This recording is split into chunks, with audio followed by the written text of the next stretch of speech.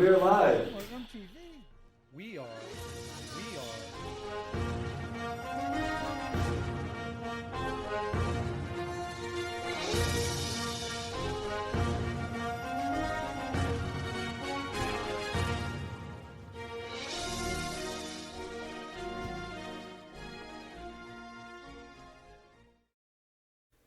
Hi, I'm Joel Furchess for the Mentionables, and today we're going to continue to look at 10 questions to ask every Christian. Here's the next question.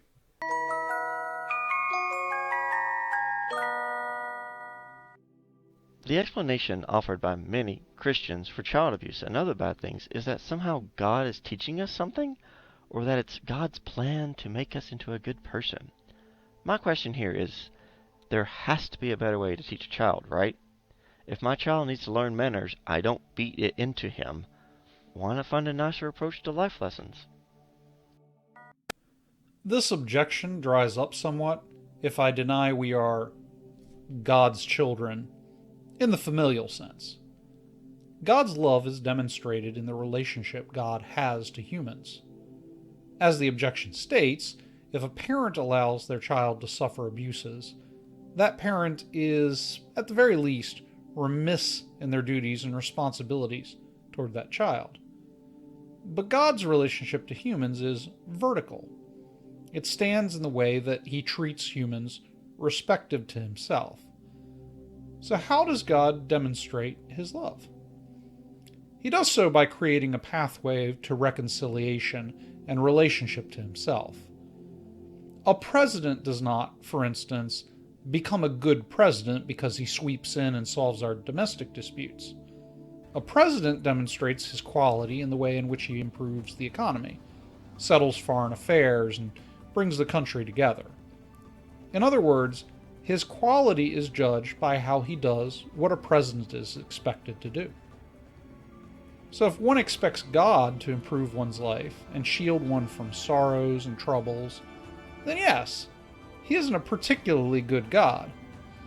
But it is at least possible that God exists and does not hold those particular responsibilities, but rather expects that humans abide by the kinds of responsibilities he has given them and will judge accordingly.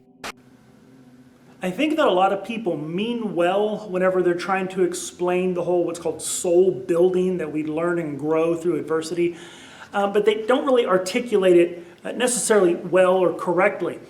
See, the reality of life is that growth often does come through adversity, through overcoming challenges, through striving to attain a goal or achieve something or build something. Right? Babies, they learn to walk only by falling down over and over and over again.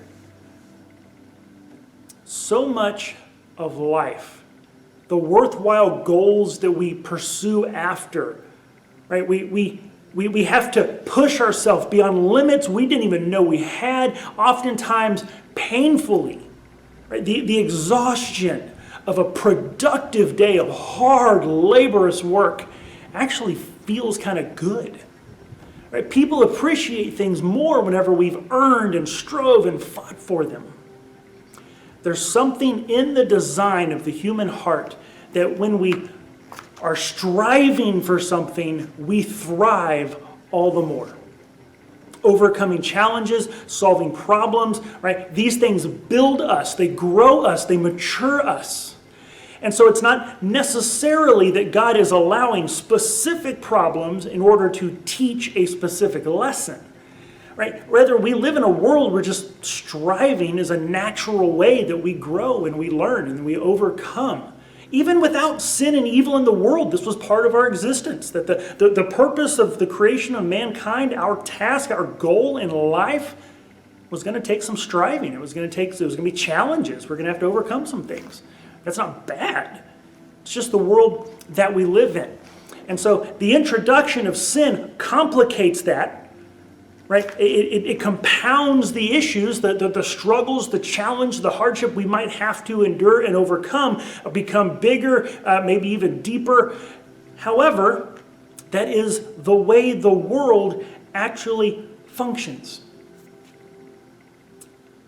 But when you introduce evil and all that into the world, now you have this other layer of suffering and pain that come along with it as we abuse the freedom and responsibility that God has given us. But yet we do still learn through overcoming. So whether that overcoming is just learning how to walk, or whether that overcoming is fighting our way through abuse to a better life, we still learn and grow through that. So yes, absolutely there may be better ways to teach those lessons. But remember the purpose of mankind and stopping that abuse and finding those better ways. That's our job. So, if God allows pain and suffering, then why would he choose this as a method for teaching us? Now, these questions build on one another without really giving room for alternative explanations here. So, if you go back and watch the last couple of responses, you'll see there's certainly some valid reasons to believe this may not be the way the author puts this out. But let's go along for the sake of it. So to say that there has to be a better way, this really assumes that there is a better way. And yet the author doesn't support or give us any reason to support that there could be a better way. This is really begging the question based on an emotional appeal. So as we discussed in question 2, chaos theory prevents us from ever being able to say there is a truly better way. We can't know with certainty that this isn't the best way. However, if God is all-powerful and all-knowing, then it goes without saying that his judgment would be a better course of action than what ours would be in a given situation, because he has the advantage of being outside of time.